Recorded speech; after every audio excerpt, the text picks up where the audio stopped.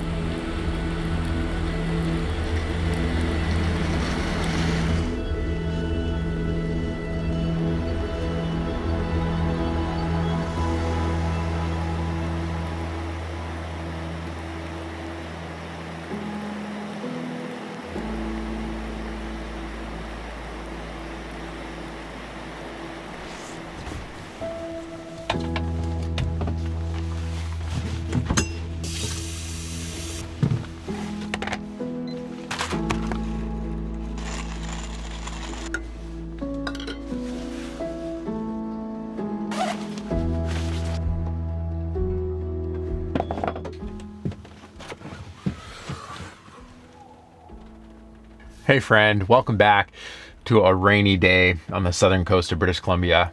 In this video, I'm going to walk you through all the steps that I've gone through to get to this point of traveling and living in a van and just be real honest and pull back the curtain on all of it. If you're here for a secret formula on how to print out money from the internet while you sleep, I do not have it. And if I knew how to do that, then I probably wouldn't be sitting here sharing it with you. But what I can share with you is the ways that I work, because how I do van life, how we live in a van is by working. And there's multiple different areas that I work to make up essentially what is our total income in a year. I say we because this van was built and converted by my wife and I. She makes some appearances on the channel. And yeah, I'm going to break down percentages and kind of walk you through everything. And then also at the end, share where I'm going to focus more of my efforts going into 2020 this year.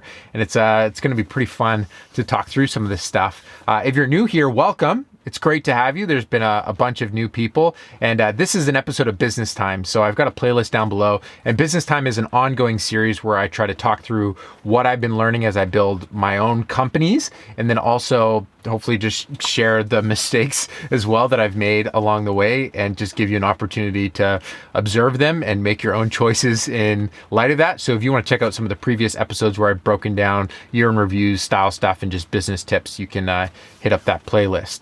But I think before we actually dive into what the work is that we do, it's important to clarify for my wife and I, like, what our vision is with this van, because just by the nature of making YouTube videos about it and putting it on the platform, basically anybody who makes videos and chooses the van life, they're doing it because it's customizable to your life.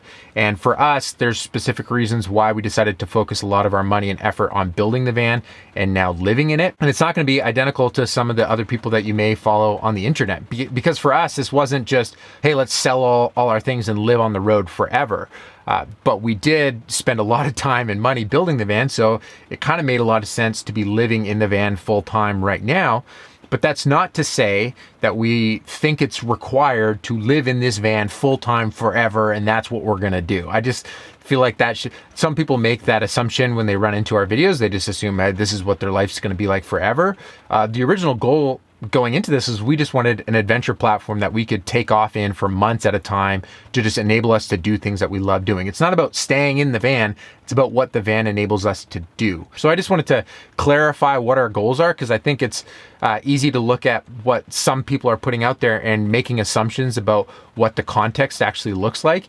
And for us, the truth is I work a lot. So it doesn't always look like the adventures that I put out onto YouTube, because I mean, I could make the choice to try make interesting videos about some of the me just sitting there on the laptop stuff, but I do YouTube because it's fun for me, and I don't want to just make videos that are boring, me sitting at a laptop work videos. So I'm not trying to false advertise the lifestyle, because the truth is we don't always travel. and that's totally okay with me. But when we do travel and we've got exciting things to see, I want to bring people along for it. So let's jump into it. How do I make money living in the van, and how did we afford being able to build this van and travel in it for months on end? What does that look like? I'm going to start with the biggest area and the most consistent area across my adolescent years, and that is the main way that I make my income is that I run a production company with my wife called Leftcoast Media House. And this bear right here that you see, that is the logo of the company. And primarily what Leftcoast Media House, what we do in that, when I say we, it's just my wife and I, and then we hire on contractors when we do larger projects. So we stay like very small and nimble. It's just kind of my wife and I, and usually it's just me going out and doing the video projects while my wife does whatever work that she has going on. So it's kind of a one-man style shooting scenario where I work directly with the clients, come up with plans, and the type of clients that we work with are usually outdoor clients. So companies that do have some outdoor component to what they do. And I specialize in adventure storytelling. So that's working with sailing companies, outdoor brands, those kinds of things. And I come alongside them and figure out how can we make them a story video that's going to further what they're trying to do as a company, which in capitalism is usually make money. So I make stories to help outdoor adventure companies further their brand. That's the main thing that I've been doing.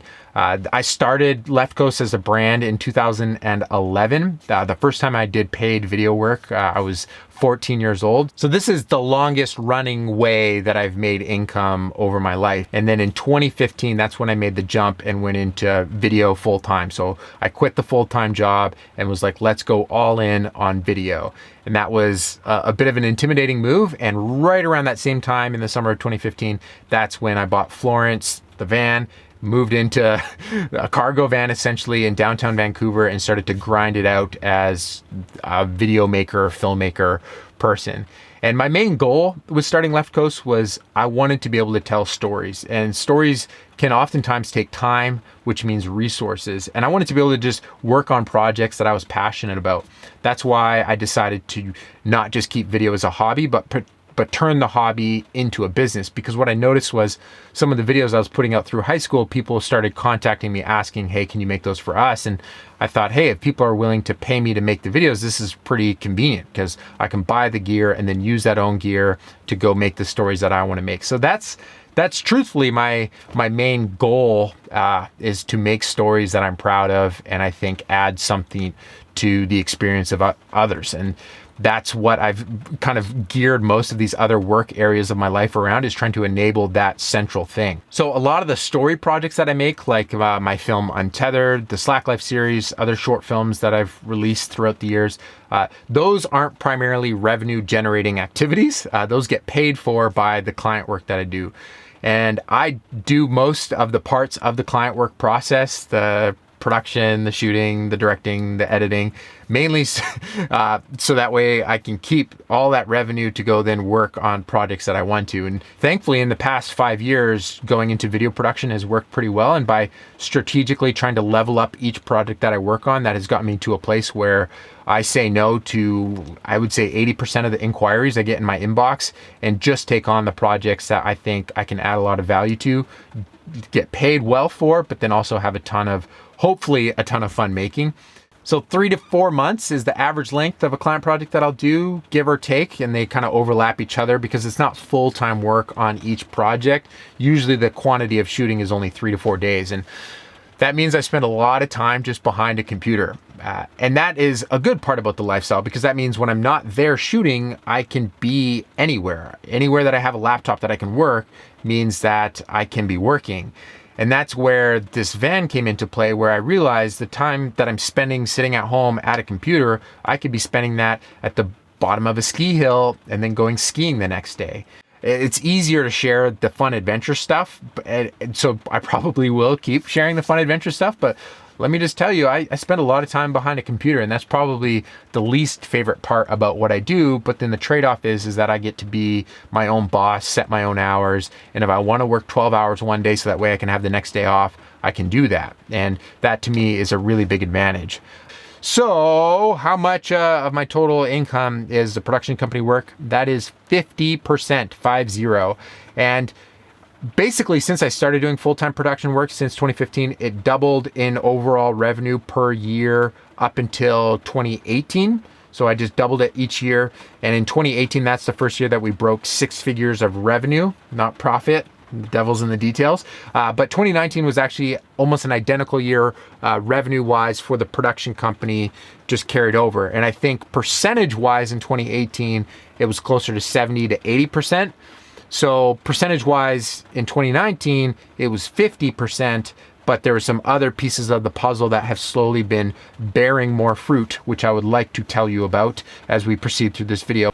Let's move into another area of where I generate revenue, and this is probably my favorite area of all time because, well, one of the things that I started to realize with Left Coast is as I started to produce some of these more story projects that I was really proud of and put them out there, is in the comments of those videos, I was getting questions on how I made them, and there was way more questions than I could ever keep up on. And when I first started my mailing list, my email list, there was only 100 people on it. And even then, the amount of emailed responses I would get at a time was just too much to keep on top of. And so I've tried to just tackle the questions one by one by making these little tutorials, but it's honestly just like so much work, and it only scratches the surface of the holistic perspective that I take into some of the stories that I try put into video. And it can be a challenge to do justice to that in just this quick little tutorial that I'll throw together. And I can't remember when the idea like first came together, but someone was like, can I just come along on a project with you or on an adventure and just learn from you? I'll pay to be there. That was just surprising to me because I didn't think that people would want to pay to travel to where I was to spend time just seeing how I worked. Like, that was kind of mind-blowing to me. And from some of those initial conversations, I tested the waters a little bit, and it wasn't just one person that was interested in that. There was more people. And so I started to realize, hey, maybe I could put together these experiences where I could get like-minded people together and we could make that the focus of the weekend, because I thrive in in-person environments and it can be challenging to get all of the stuff I'm passionate about into an edited video on YouTube. And I just knew if I could get people in the same place, that could be a really great thing. And people were enjoying my tutorials already, so why not just do more of the education thing? And that started these workshops that I started doing on various different trips. Sometimes it was just in a classroom, sometimes it's out on a sailing trip. And I got invited to speak at my first conference, which was like really cool for me, where people, like, I actually got brought somewhere to speak on a stage about what I do and share my passion for storytelling. And that kind of opened up this whole world of education, and something that I'm really passionate about because I love that interaction with helping someone make little victories. Like, that is kind of an addicting thing for me when someone has a mental block or doesn't quite understand something, and I can come alongside them and help them kind of jump over that hurdle, and then the next one, and then the next one. And when they see improvements in their own process and their own work, and I get to be a part of that, that to me is really life-giving. So year over year, I've been testing the waters and slowly doing more and more opportunities for people to come and just hang out and do storytelling stuff. And on these sailing trips, I've done workshops, and we've got some sailing trips coming up this year at the end of May. So if you're interested in that, I'll tell you where to go here in a moment. This all birthed what I've now called the Adventure Film Academy. And this is something that I'm just thrilled about because I love teaching, I realized, just kind of by accident. And the people who are watching some of the story stuff I was doing had questions. And so it's just this really nice natural fit. And I think I was surprised that people were willing to spend their hard-earned money on that. But now, after doing it for 3-4 years of education, getting to the DMs in my inbox from people who've come to my education experiences in the past, sharing the victories they've had, that for me, that's really special. And I want more moments like that. I don't want to go the next decade without having invested in more people. So certainly the education side is a business because it needs to make, it doesn't need to, but it's convenient if it makes some revenue, so that way I can keep doing it. But yeah, the Adventure Film Academy. So you can go over to adventurefilmacademy.com if you're interested in seeing some of the workshops. And from that, I also have done some filmed online stuff, but admittedly my online teaching world is lacking entirely. And that's primarily because I feel this kind of gut reaction to a majority of the online marketing around courses and that kind of stuff, and it makes me feel kind of gross and icky, but that doesn't mean that I shouldn't try tackle doing my own storytelling video workshop in my own way. And I did a business one, but I haven't really tackled taking what I teach at in-person workshops into video form. And I would like to do that, but I want to do it really, really well. So that's kind of this interesting balance there. The Adventure Film Academy, how much revenue does that make me in a year? That this past year made up about 25% of our total revenue, which is really rad because I think 3 years ago now, I made a video about how I was going to transition to doing this, to start making education products. And by products, I just mean like ways for people to pay for education from me. And so to actually incrementally be growing that and building a foundation there is just really awesome.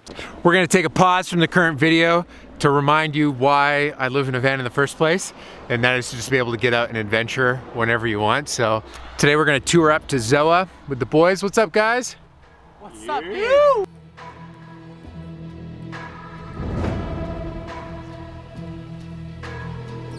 What a nice day, gentlemen. So good. Whew.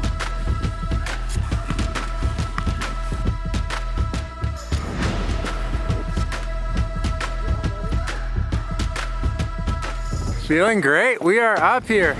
This is beautiful. Man, it's insane up here. Woo-hoo.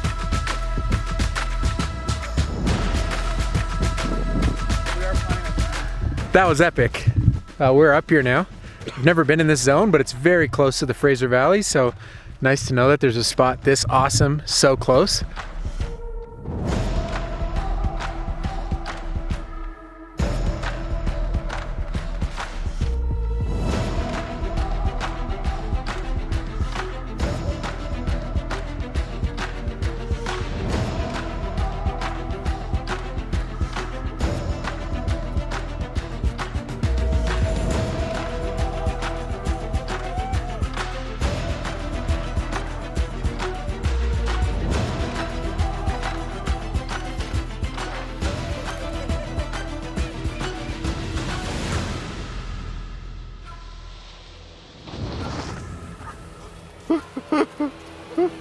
Saw that tree trunk right there. It was like, ah, crap. This is just absolutely beautiful up here. I'm so thrilled. We just hiked up again for another lap. We've climbed 3,200 feet today, putting in some good hard work, having a lot of fun. But you know, what doesn't take a lot of hard work is getting your website set up on the sponsor of this video, Squarespace. And I'm just gonna be honest here real quick. So Squarespace is a sponsor obviously, but I really value having my website set up. And every day that I went not having one, I was missing out on work. And so in this video, I'm talking about all the different ways that the different avenues that I go about to do work, the courses that I sell, the videos that I make for businesses, and the ways that people reach out to me all come back to my website. I get DMs on Instagram, I get DMs on different social media platforms, but at the end of the day, the most meaningful projects that I get come to my email inbox through my website. So I think it's kind of just a no-brainer getting a landing page set up, displaying your work, and inviting people to contact you for more work. So that's what I want to tell you about Squarespace today. I've made other videos sharing with you some of the features, how to use it for landing pages and proposals and all that stuff. So I'll link some of those down below if you're curious, but you just got to know that it's so simple to use the service. Amazing templates right out of the gate. I think you'll be surprised if you haven't tried it yet, how easy it is to get your website up and running. Make sure to use my code when you're ready to commit for 10% off your first purchase of a website or domain. Let's strap up and get ready for another lap.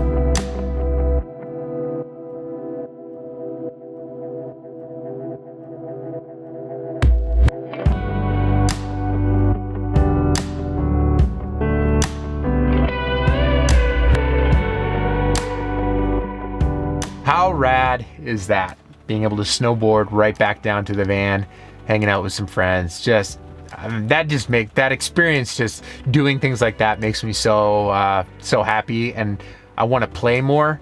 In the last 5 years, I've been very focused on work, and it's all been about doing video and growing the business. And I'm proud of that because it's enabled a lot of things, like being able to spend a lot of money on building this van.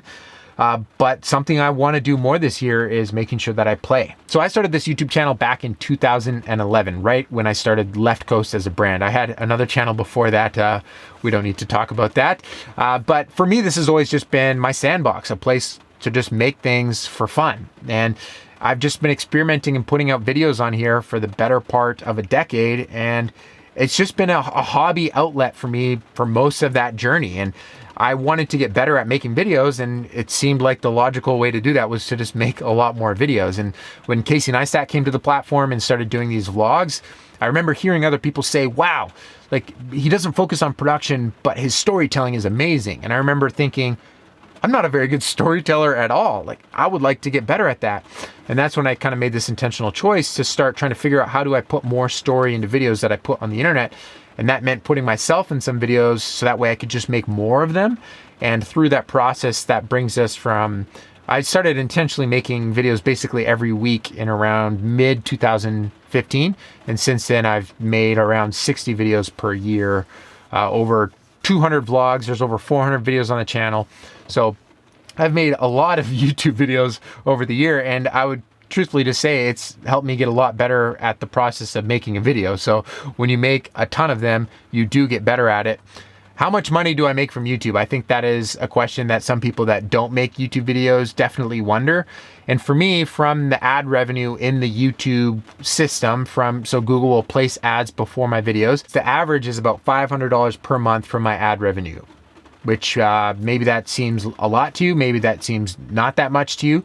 But I can say the amount of time that I spend editing these videos, which is about 6 to 8 hours per video, and then the time to shoot it, that works out to a pretty awful minimum wage, if that's the perspective that I had on it. So the ad revenue from YouTube for me is not a huge motivator, but it's kind of just there. It just gets deposited into the account, and I'm kind of just like, okay, I'm like, thanks YouTube.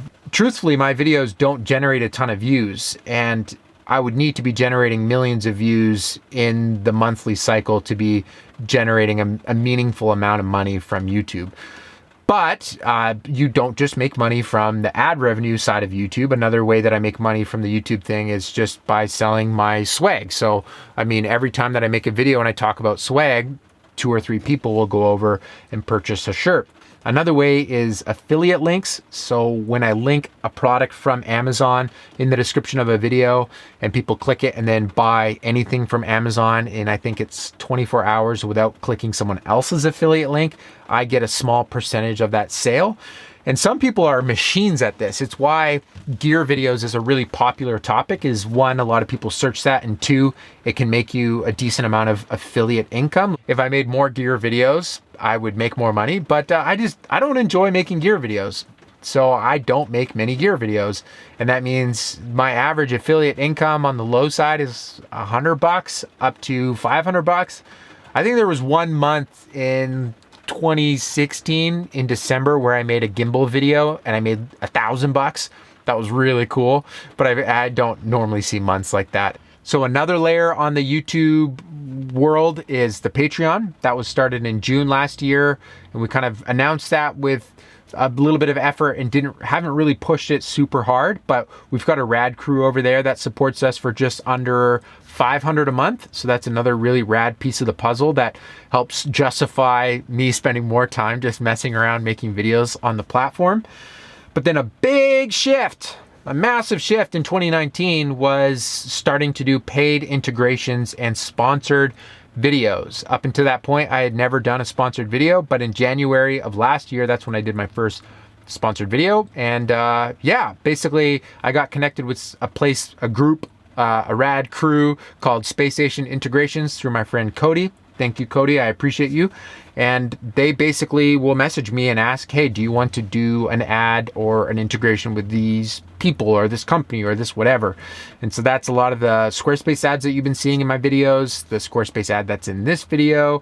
So yeah, it has been cool this past year to actually make a meaningful amount of money from YouTube, because I spent so much time on these videos and it is my biggest hobby. So to be able to have that generate revenue at all is really, it's a privilege, and I'm humbled by that. And to be able to have companies that want to pay to make videos with me is pretty fun. I'm more, in my headspace has always been, what value can I create for a company through a story video of some kind? And usually that ends up being a lot more monies. So I've had to get used to doing smaller chunks and spreading them out to basically build up a larger piece of the pie. I don't know the quantity of sponsored videos I did last year, but accumulatively, as a whole, it ended up making a meaningful difference on the balance sheet, which is pretty cool. So how much of the revenue comes from YouTube? Roughly 25%, which is pretty rad. That's cool to have it divided evenly like that. Adventure Film Academy's 25, YouTube's 25, and then the production company is 50%, making a nice whole round number of 100. And this year, I don't know the exact percentage points, so those are kind of rough estimates. And I actually don't know our total amount of profit from last year yet, because we're still actually wrapping up the company's books and everything like that. But last year worked, which is great. We spent a lot of last year building this van, which meant we weren't as focused on growing the company and doing intentional growth efforts. As I was saying previously, from 2015 to 2018, we were doubling the overall revenue from a very small company each year by year to cracking six figures, to the entry level to six figures, but still cracking that felt great. And I've been learning just how much money it does take to run a company and how much time you spend actually running just the company, not actually making the work. And that's been eye-opening for me. What I'm trying to just communicate to you in a way that I don't think I normally get across in my videos is that most of my life is focused around work. And that's the balance, or it's not a balance, I guess. That's the reality of sometimes doing a more passion-centered way of work, is it can creep into expanding and taking over a lot of areas of your life. But for me, that has been pretty life-giving, where I'm not dreading actually showing up and shooting videos. I'm not dreading creating stuff that I'm putting on the internet. But where I do start to dread it is just the quantity of time on a computer. I do spend a lot of time on a computer, and if I could change one thing about this lifestyle, it would be how much time I spend editing. And maybe that means I definitely need to bring someone on to help manage that, which would be a great thing to do. So Janelle, what does Janelle do for work? Currently, she's working, she took a contract basically for 8 months to help run an outdoor college program on Vancouver Island. And that's where we basically have been operating out of as our home base. She still definitely helps run and keep the ship afloat, which is our production company. She helps keep the details. At least when I basically am in over my head, she helps get me out from being in over my head, which is really great. But yeah, she hasn't been in the videos tons because she's working a full-time job there, and that's kind of been our home base for the last little bit. And we don't know what life's going to look like after that, but that's kind of the cool part, is because we can kind of do whatever we want with the van. We can just pick up and go. So what do I want to spend more of my time on? What do I want to do more for my work? When I look back and I analyze what areas have caused me the most stress, truthfully for me, that has been the editing side. And what takes me the most time to edit is these highly produced client videos that I make. And across the past 2 years, we've been scaling back the quantity of client work and doing more higher paid, just less projects, but higher paid, because we've carved out this niche for ourselves as an adventure filmmaking company. Not the only adventure filmmaking company, but certainly one of the great options that a company can work with is us. And that comes with being able to charge a better rate for what we do. And I've fought hard for that. And each client project, I'm trying to pitch higher and higher so that way we get more revenue. So that way we can tell hopefully more documentary stories in the coming 5 years that I'm really proud of. And that gets me excited. But when I'm doing too much client work, that starts to stress me out. And I've had to kind of manage that. And I don't do moderation very well. And so admittedly, when I'm into something, I go all in on it. And that has been a struggle because when I take on a client project, it does occupy a lot of headspace in just my daily life. And there's not necessarily this feeling of like clocking out at the end of the day and going home and just being done work, because it just follows with me in my head everywhere I go. So this year, I'd like to be a lot more protective about what I allow into my headspace and do more of what brings me that fulfilling joy that I think could sustain the next decade. And for me, that's kind of twofold. I want to tell more stories. So I want to use the skill set of filmmaking to just make more stories. And then alongside that, the education side of what I do, I want to double down on that. I think it's a solid business because I really love it. And there's people there that are interested in learning from me, which I don't ever want to take for granted, but I know I'm not serving the people who want to learn from me. I'm not serving them anywhere near as well as I could be. I'm going to double down on Adventure Film Academy. I've been saying to my friends that I'm going all in on that because I believe in it. And honestly, I just get such a kick out of meeting with other aspiring filmmakers and just learning and talking about this stuff. And I personally grow a lot from it. So selfishly, that's an area that I would like to focus on more.